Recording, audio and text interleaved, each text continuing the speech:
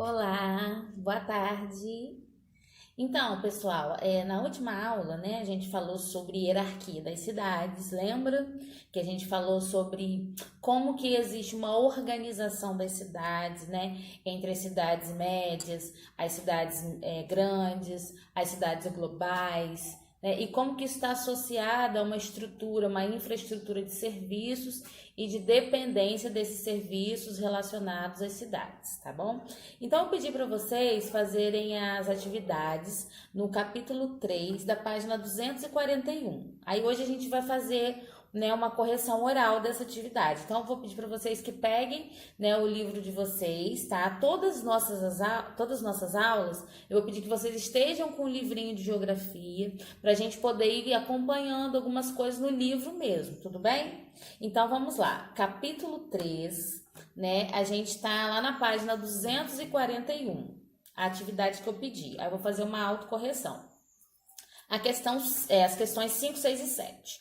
A questão 5 diz assim: realize uma pesquisa e identifique qual é a metrópole mais próxima da cidade em que se situa a sua escola, né? Qual é a metrópole mais próxima da cidade em que se situa a sua escola? Nossa escola está localizada na cidade de Campos dos Goytacazes. A metrópole mais próxima é a cidade do Rio de Janeiro. Tudo bem? Questão 6. Como a cidade da sua escola é classificada na hierarquia urbana? Colégio ProUni, localizado na cidade de Campos. Cidade de Campos é considerada uma cidade média. Dentro da hierarquia urbana, ela é considerada o quê? Capital regional ou centro regional. Tudo bem? Então, vamos lá. Questão 7. Você vive em um município rural ou urbano? Isso é fácil, né? A gente vive no município urbano. Tudo certo? Então, corrigidas essas atividades, então vocês vão fazer na autocorreção, dá um ok aí, tá? Na página 241. A gente vai seguir, tudo bem? Para o capítulo 4, a gente vai continuar. Capítulo 4, ó. A gente vai continuar falando de urbanização no Brasil e no mundo, tá bom? Então, a gente vai só lembrar alguns conceitos, né? Urbanização. Lembra que a gente falou nas primeiras aulas? Então, urbanização, né? A gente está na página 198 do capítulo 4. Urbanização é o processo de crescimento, desenvolvimento das cidades, tudo bem? Aí a gente falou sobre o contexto europeu, de como que a urbanização está associada à industrialização e que existem momentos diferentes, né? Lá na Inglaterra, que eu falei com vocês, né? Onde aconteceu a Revolução Industrial. Então, existem momentos diferentes. Lá na Inglaterra, né? Os processos de industrialização e urbanização aconteceram, né? No século XIX. Aqui no nosso país, a gente só tem esses processos iniciados a partir da segunda metade do século XX, né? A partir de 50, 60, 70, mais intensificadamente.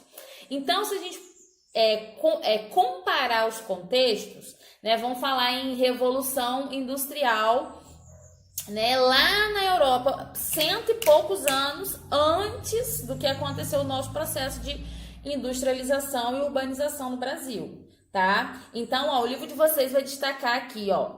Esse processo começou na Inglaterra ainda no século XIX, quando começaram a surgir as atividades que não eram realizadas em ambientes rurais. No entanto, nem todos os países se urbanizaram ao mesmo tempo e da mesma maneira.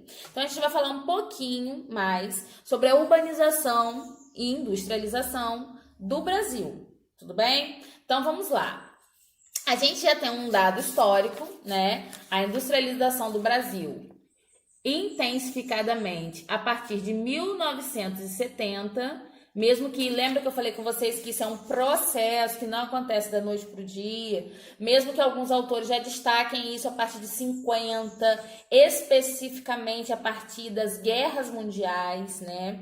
O nosso país, ele começa um novo processo a partir, né, do pós-guerra. O período que a gente chama de pós-guerra é o período onde acabaram as guerras mundiais, né? A Segunda Guerra terminou em 1945, tá? Então, a partir de 1950, o Brasil e a América Latina como um todo, né, América do Sul, a gente já começa a perceber mudanças nos processos de industrialização nesses países, tá? Essa industrialização, a nossa industrialização em específico, é chamada de industrialização tardia se comparada ao contexto europeu. Lembra? Inglaterra. Se a gente comparar com a Inglaterra, o nosso processo foi tardio, porque ele foi 100 e poucos anos bem, né, depois do processo de revolução industrial lá na Inglaterra. Tá? Por isso que a industrialização e a urbanização, elas têm características bem específicas, tá? Então, o nosso processo, demarcadamente, segunda metade do século XX, demarcadamente, a partir da década de 1970, tudo bem? Hoje a gente vai falar sobre alguns conceitos fundamentais, que eu separei aqui para vocês. Industrialização da produção, aí eu coloquei aqui, ó, industrialização da cidade. Então, vamos tentar primeiro entender o que significa isso. Industrialização da produção. Aqui ficou separadinho, né? Então, vamos entender juntos, né? O que significa industrialização da urbanização, né? Industrialização da urbanização é um processo, tá? Que a gente tem que parar para pensar nas palavras. Industrialização. Quando fala de indústria, o que vem na sua mente? O que vem na sua cabeça? Né? Pelo menos na minha, o que vem? Um ambiente, assim, com bastante poluição, né? Um lugar cheio de gente trabalhando ali naquela esteira, né? Na linha de produção, e as mercadorias passando, e as pessoas trabalhando, num monte de maquinário, muita gente junta. Isso é o que veio na minha cabeça, não sei no que veio na cabeça de vocês. Aí cada um vai pensar aí, né, o que vem na sua cabeça quando fala de indústria, de industrialização.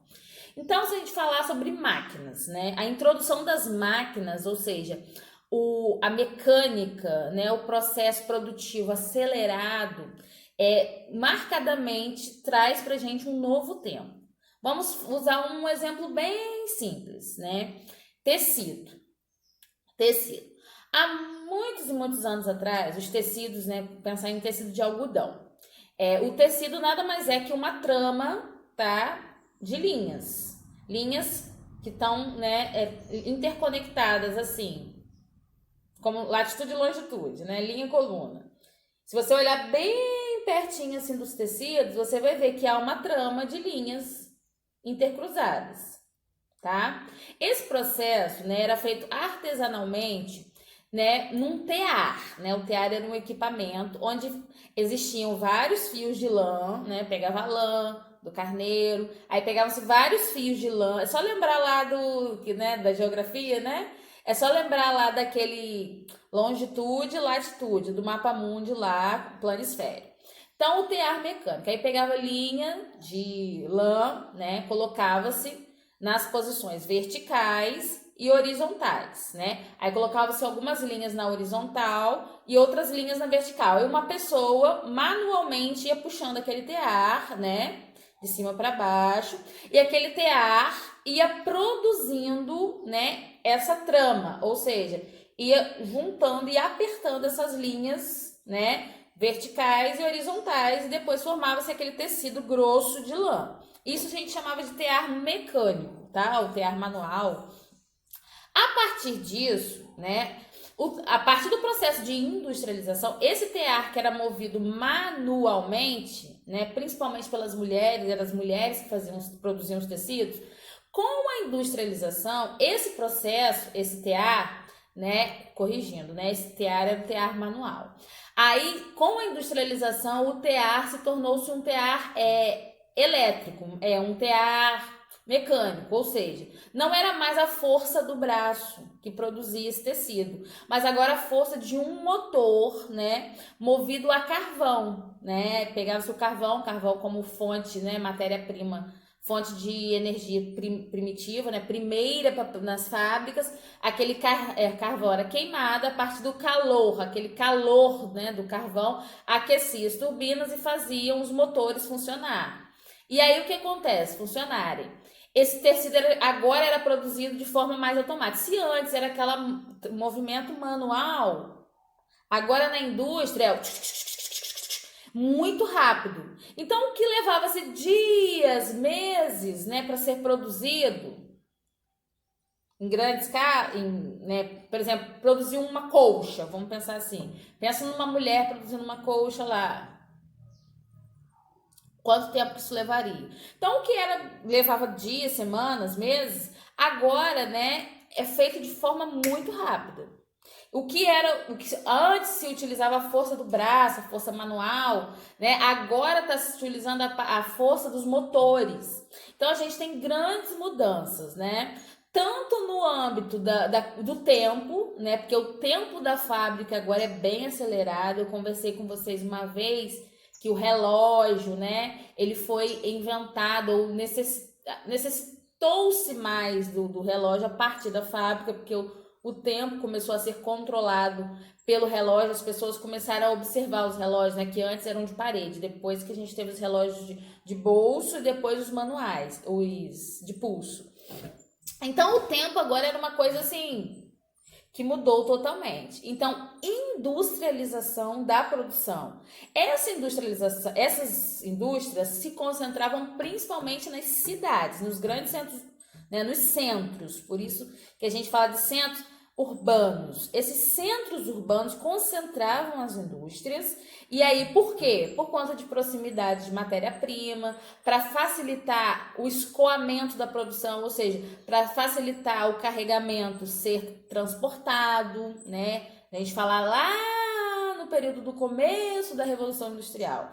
Então, centros urbanos. Esses centros urbanos começou a atrair pessoas. As pessoas que vinham do campo, né, para trabalhar nas indústrias, tá? Essas pessoas, elas começaram a morar nesse centro urbano, aos arredores desse centro urbano.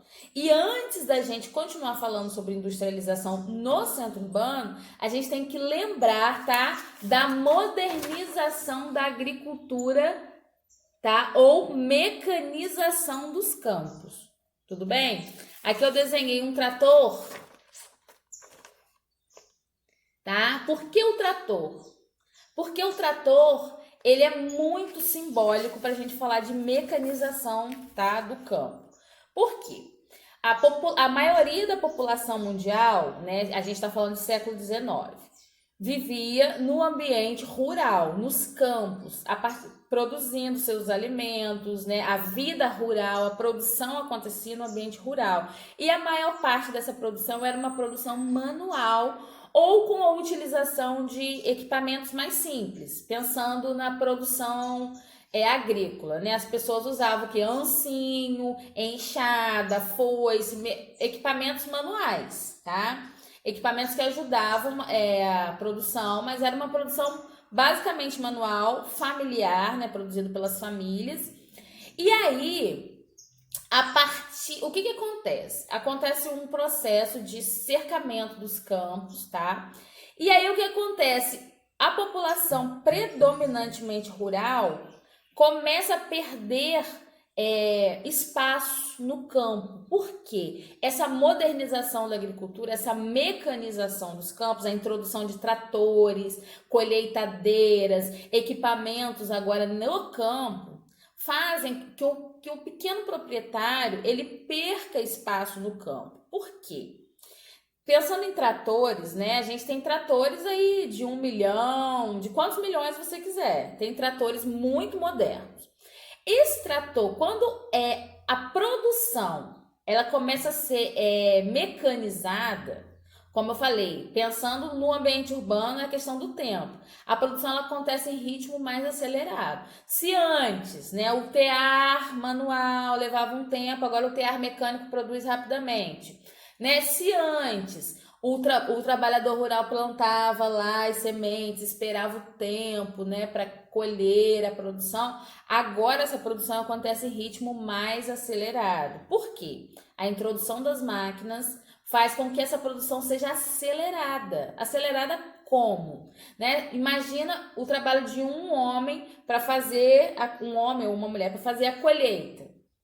Agora você imagina o tempo em que isso é feito a partir dos tratores, a partir das colheitadeiras. Então, isso muda todo o processo produtivo, tudo bem? Então, essa mecanização do campo, né, ela vai mudar toda essa estrutura do campo, né? Pegando um desenho aqui, só para a gente ter uma noção. Ó, aqui então a gente tem as indústrias, primeiramente no ambiente urbano, que é o ambiente das cidades, tá?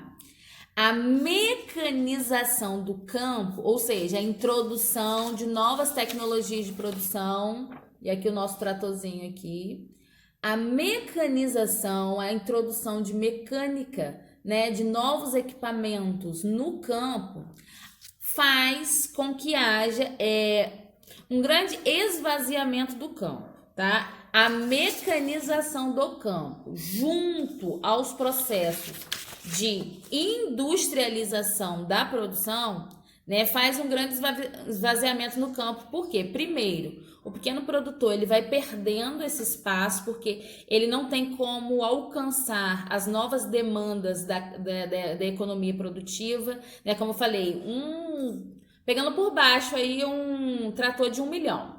Qual é o pequeno agricultor que tem R$ 1 milhão para comprar um trator novo para acelerar seu processo produtivo? Aí você fala assim, professor, ele é obrigado a comprar esse trator? Ele não é obrigado, só que quando ele não compra esse trator, ele produz menos. Se ele produz menos, ele vende menos, e aí ele não tem como se sustentar tendo a agricultura como principal fonte de renda. Então, esse agricultor, esse pequeno agricultor, ele se vê também, de alguma forma, obrigado, né, a acompanhar a evolução do processo produtivo, tudo bem? Então, vamos pensar aqui no contexto da Revolução Industrial. Indústria, predominantemente no ambiente urbano. Aí a gente falou da infraestrutura, de tudo isso aqui, da transformação das cidades, que a gente chama de urbanização, né? Quando a população da cidade, as cidades crescem em ritmo mais acelerado que o ambiente rural. Aí, então tá. Esses cercamentos dos campos, a mudança toda no processo do campo, levou ao quê? A um grande deslocamento de pessoas, tá? Do campo em direção às cidades. Essas pessoas estão em busca de trabalho na indústria, em busca, muitas das vezes, de saneamento básico, porque na cidade, a cidade agora ela conta, a partir dos processos de urbanização, a cidade conta com uma infraestrutura de rede de esgoto, de escolas, né? Então, essa população rural, né, que já perde seu espaço a partir dos processos de mecanização. Então, o campo não é mais aquele campo em que ela está acostumada. Então, essa população, ela migra em direção ao ambiente urbano, buscando, além de emprego, melhores condições de vida, saneamento básico, acesso a serviços médicos, a serviços escolares, tudo bem? Então, a gente tem uma grande transformação, tá, da estrutura urbana. Como assim, professora? Transformação da estrutura urbana. A gente vai lá na página 200, tá? Grupo 3, capítulo 4, página 200. Esse mapinha aqui, ó, tá vendo? Ele vai mostrar pra gente como esse processo todo que eu falei com vocês reduziu a mortalidade infantil. Isso mesmo. Como que as pessoas saindo do campo e vindo morar na cidade, o que isso tem a ver com mortalidade infantil? Tudo. Tudo. Deixa eu dizer por quê.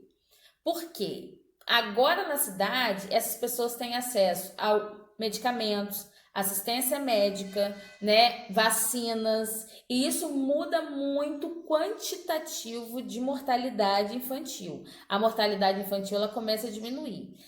Contar uma história bem simples para vocês, né? Eu contei semana passada uma história, né, do meu tio e do pai dele, do pai do meu tio, né, que conseguiu serviço médico, mora em Belém, conseguiu serviço médico no Rio de Janeiro, e esse serviço médico salvou a vida dele.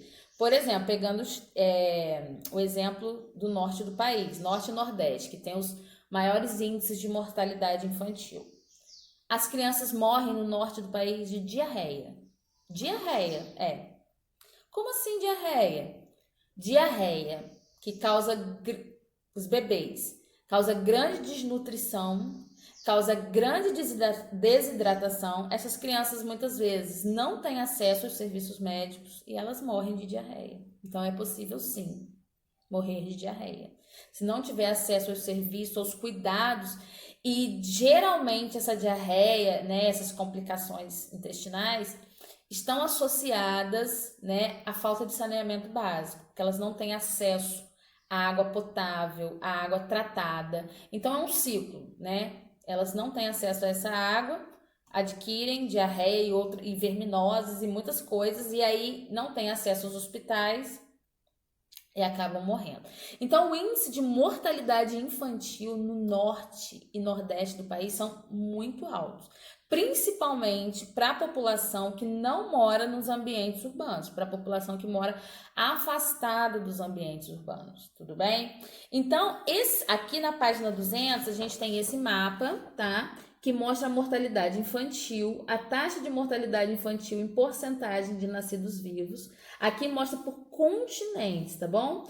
Aqui, ó, vocês veem que os maiores dados, as maiores quantidades de mortalidade infantil estão no continente africano, que é essa cor aqui mais escura, tá? Na legenda, sempre olhando a legenda. No continente africano e aqui na Ásia. Então, é por acaso? É por acaso isso? Não, não é por acaso. É porque essa população aqui, ó, no continente africano e em parte do continente asiático, não tem acesso a saneamento básico, tá? Tudo bem? Por exemplo, a propagação do coronavírus, né, a partir da China, está associada diretamente a questões de saneamento básico. Né? Existe um mercado de peixes, de carnes, mercado tipo abatedouro, né? Que eles abatem a carne na hora para consumo. Então, esse mercado na China, ele é um grande foco, né? Propagador de doenças por conta de falta de saneamento básico, né? Então, isso é um problema muito sério, a questão do saneamento básico. Então, aqui a gente tem o mapa 1, né? E na página 201, a gente tem o mapa 2.